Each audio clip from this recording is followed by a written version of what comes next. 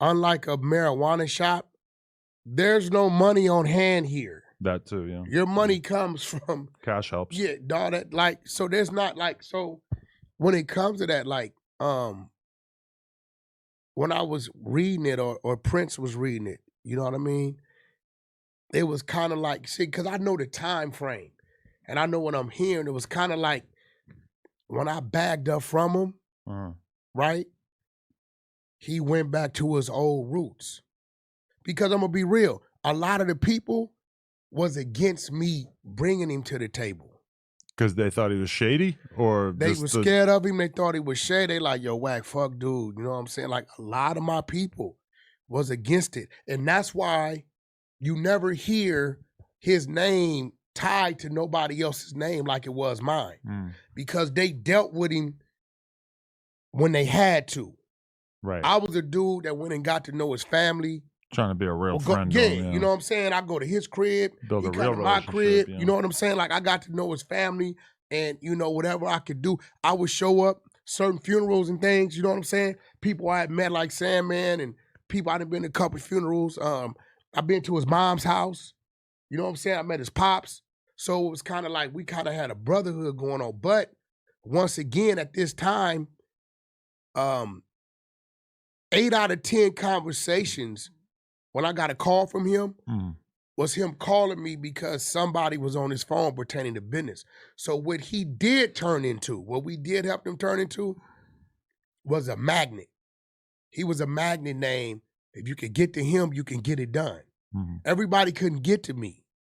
I didn't talk. If I wasn't dealing with you, I didn't talk to you.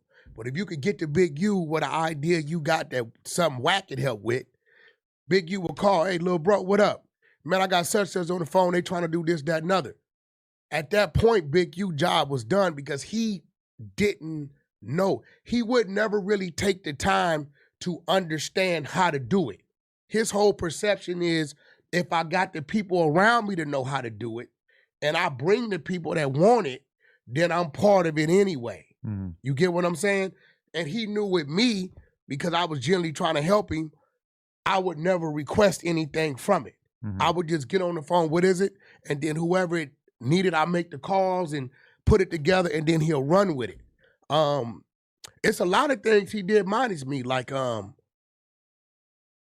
his thing with the ball players. Now that was what he built for self. What do you, just him like football like or the whatever? relationships with like Draymond Green, okay. shit like that. Now Shaq, that was us. That was actually Stutterbox. That was a Stutterbox and the Wack thing, right? I remember one time, I believe it was in Houston. He had just come home, and he was standing outside All-Star Weekend or whatever, and nobody would let him in. Nobody knew who the fuck he was. Right. But Box at the time was moving real strong with Shaq. Box seen him and pulled him in. That was Shaq's first interaction with him because Box was Shaq's right-hand man. Do you think Shaq left LA because of the gang politics, aka Big U fucking with him? No. Shaq was already gone. Time Big U come on, Shaq was already on fucking Star Island. Okay. Yeah, he was already on Star Island. He was already back in Florida. He had the big crib in Orlando. And Shaq ain't never been ran out of nothing, man. Like, everybody loves Shaq. Like, Shaq is just, that's family with everybody. But that part of the indictment where they're basically talking about how a bunch of NBA players got scammed by another player. Okay, stop. And then he makes them, like, hand over $100,000 each to him and shit. Because I was doing a lot of business with Shaq at the time.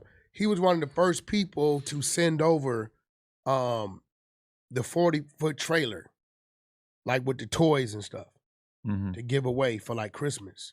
Okay. So you gotta understand, like, when a guy like Shaq looks up, yo, Shaq brought snow to Watts.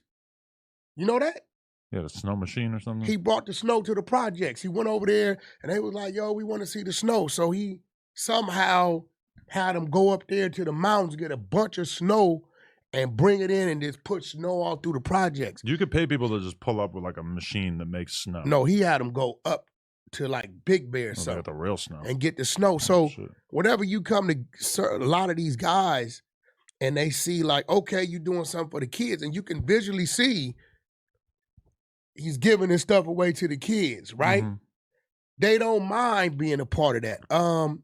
The dude that spray ground backpacks, that's my guy.